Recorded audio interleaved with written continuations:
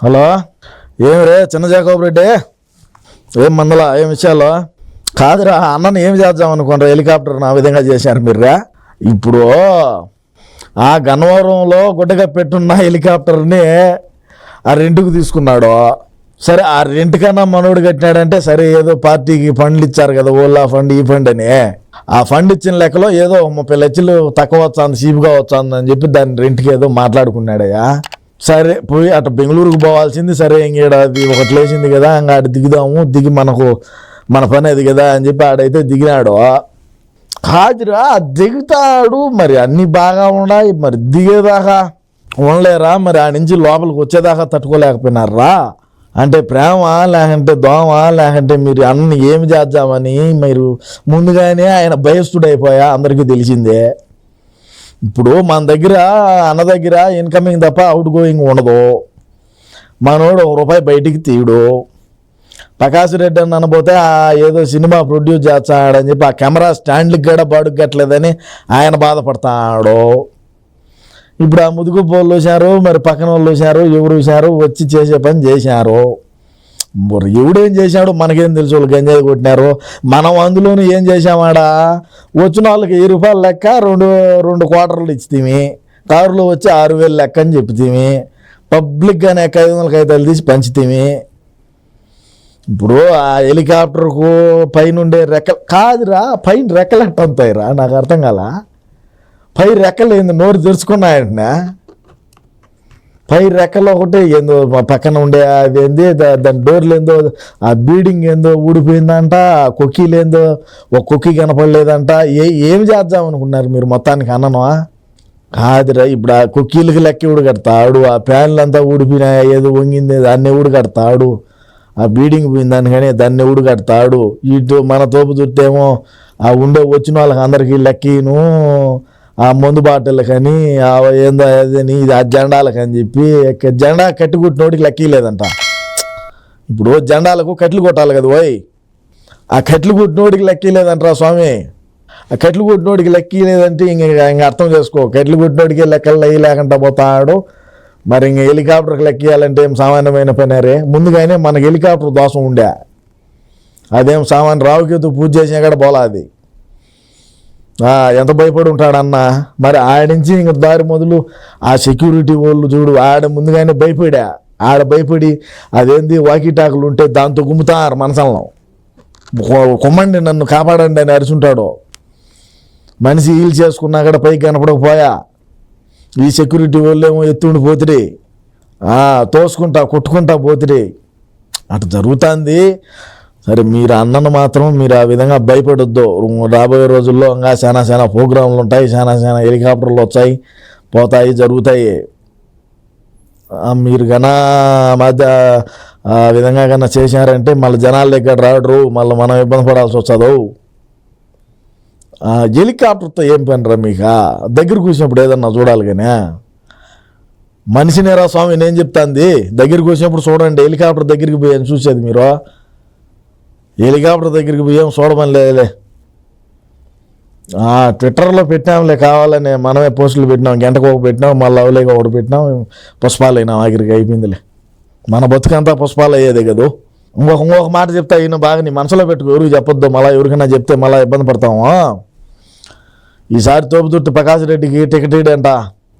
ఎందుకంటే హెలికాప్టర్ అంతా ఇంజనీరు ఊగినాడు, కుకీలు పోయినాయి, అద్దాలు పోయినాయని. అందుకని గోరెంట్ల మాధవం తీసుకొచ్చా అంటారు. గోరెంట్ల మాధవం తీసుకొని వచ్చి ఈసారి నిలబెడతాడు, కథ ఏరే ఉంటుందిలే. సరే, మీరు మొత్తానికి అన్నను ఏదో చేయాలనుకున్నారు, మీ ఆటలు సాగలా. మీరు ఈసారి వచ్చేటప్పుడు మాత్రం రోజు జాగ్రత్తగా దూరం నుంచి చూడండి. సరే మరి ఓకే. మన వైసీపీ పార్టీ శవాల మీద నుంచి పుట్టిందా లేదా కామెంట్లో తెలియజేయండి. అదేవిధంగా అన్న ఎక్కడ శవం కనబడితే అక్కడికి పరిగెట్టుకుంటా పోతాడు, అది కూడా అందరికీ తెలిసిందే. దాని మీద కూడా మీ అభిప్రాయాన్ని తెలియజేయండి.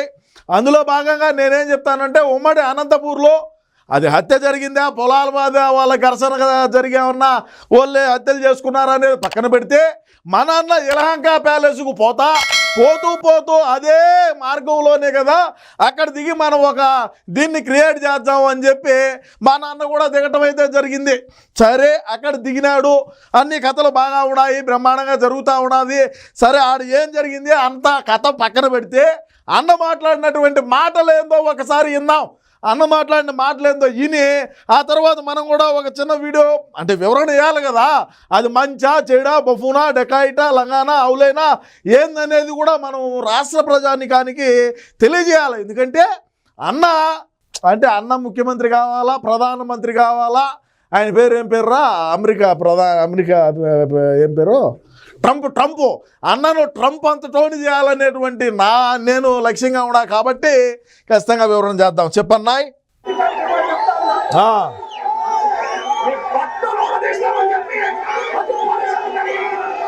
ఏం చేయాలి, బట్టలు ఓడదీసి మనల్ని ఓడదీసి నిలబెట్టినారు రాష్ట్రంలో. మనం 151 స్థానాల నుంచి 11 స్థానాలకు నిలబెట్టినారు. ప్రతి పోలీసు వాళ్ళకు చెప్తా ఉన్నా అంటాడు. పోలీసు వాళ్ళు ఏం చేశారాడా, పోలీసు వాళ్ళు ఏం మనం అధికారంలో ఉన్నప్పుడు పోలీస్ యంత్రాంగాన్ని పోలీసుల్ని ఏ విధంగా వాడుకున్నాము చెప్పు, దీనికి సమాధానము. మనం ఏ విధంగా ఐజీలని డిఐజీలని అదేవిధంగా సిఐడి ఏం ఒక కథ, వ్యవస్థలన్నింటినీ ఏ విధంగా వాడాలనో మనకు తెలుసు. ప్రస్తుతం కూటమి ప్రభుత్వం కన్నా కక్షపూరితమైనటువంటి కేసులు కట్టాలా అంటే మన వైసీపీ పార్టీలో ఉండేవాడు ఎవడు కూడా రోడ్ల మీద తిరగడు. మనం మాట్లాడినటువంటి మాటలకు, మనం చేసినటువంటి పనులకు చిన్న సోషల్ మీడియాలో ఒక పోస్ట్ కింద కామెంట్ పెడితేనే ఎక్కడి నుంచో జిల్లాలు దాటి వచ్చి అరెస్ట్ చేసిపోయినారు గతంలో. గుర్తున్నదే, ఒక ఎంపీ, ఒక మెంబర్ ఆఫ్ పార్లమెంటుని, ఒక ఎంపీని ఆయన పుట్టినరోజు నాడు ఆయన్నే పికప్ చేసి ఏ విధంగా కొట్టారనేది ఎక్కడైనా భారతదేశ చరిత్రలో జరుగున్నదే. మనం కదా వాడుకునింది వ్యవస్థల్లో, పోలీస్ డిపార్ట్మెంట్ మనం కదా వాడుకునింది. ఈరోజు అతిగా ప్రవర్తించినటువంటి పోలీసులు ఎక్కడున్నారు చెప్పు, దానికి వాళ్ళకి ఎవడు దిక్కు? ఐఏఎస్లను ఐపీఎస్లను కోర్టు బోర్డులు ఎక్కించినటువంటి ఘనత చరిత్ర మన వైసీపీ పార్టీది. జగనన్న నిస్సిగ్గుగా చతప్పు అని ఊసినా తుడుచుకొని పోయేటువంటి మనం ఈరోజు పోలీసుల్ని బట్టలోడ తీసి నిలబెడతామంట. చెప్పు ఇంకా ఏందో నమ్మో.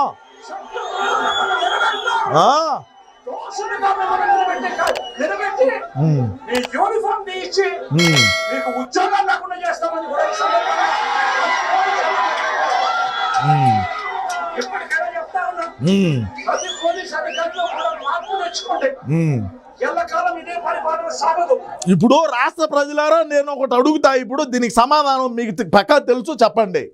మన జగనన్న అధికారంలో ఉన్నటువంటి అధికారులే ఇప్పుడు కూడా కొనసాగుతూ ఉన్నారు కదా. అదే కానిస్టేబుల్లు, అదే హోంగార్డులు, అదే ఏఎస్ఐలు, అదే ఎస్ఐలు, అదే సిఐలు, అదే డిఎస్పీలు, అదే అడిషనల్ ఎస్పీలు, అదే ఎస్పీలు కొనసాగుతున్నారా లేరా? కొత్తగా ఎవరినో వచ్చారా? ఏదో మన అన్న అధికారంలో అతి ఉత్సాహంగా చేసిన 3-4 ఏదో పక్కన పెట్టినారేమో తప్ప మిగతా ఉండేటువంటి పోలీస్ డిపార్ట్మెంటు యంత్రాంగం అధికారులు అట్నే ఉన్నారు కదా. నేనేమన్నా ఆఫ్ఘనిస్తాన్ నుంచి ఏమన్నా తెచ్చామన్నా, కొత్తగా రిక్రూట్ చేసి ఏమన్నా పోస్టింగ్లు ఇచ్చినారా? దీనికి చెప్పండి. గుట్టలో ఎందుకు నోరు అంత అరుచుకుంటున్నావు? ఎందుకు అవసరం ఏంది? నువ్వు అధికారంలో, మనం అధికారంలో ఉండి నువ్వు ముఖ్యమంత్రిగా ఉన్నప్పుడైతే ఇదే విధంగా ప్రజల్లోకి పోయి కన్నా నువ్వు మాట్లాడి ఉంటే మనకు 11 స్థానాలు వచ్చేటి కాదు, ఇంకో 1-2 పెరుగుండేటి. మనం అధికారంలో ఉన్నప్పుడు ఏనాడైనా సరే ప్రజల మధ్యలోకి పోయినావా? పోకపోగా ఈ అవులే మాట్లాడింది, పోలీసులు ఏంది నువ్వు బెదిరించేది? పోలీసులు మా నాన్న ఏమి 10th క్లాస్లో ఫస్ట్ క్లాస్ స్టూడెంటు, ఇంటర్లో ఫస్ట్, డిగ్రీలో ఫస్ట్ అని చెప్పలా. వాళ్ళు ఎంతో చదువుకొని మన 16 నెలలు జైల్లో ఉండకుండా వాళ్ళు ఎంతో దీంతో ముందుకు పోయినారు. మళ్ళాంటి అవులేలు కాదు. పోలీసులు అంటే వాళ్ళు ఉన్నత చదువులు చదువుకొని డిపార్ట్మెంట్లోకి వచ్చినారు. వాళ్ళ లేదే నువ్వు బెదిరించేది.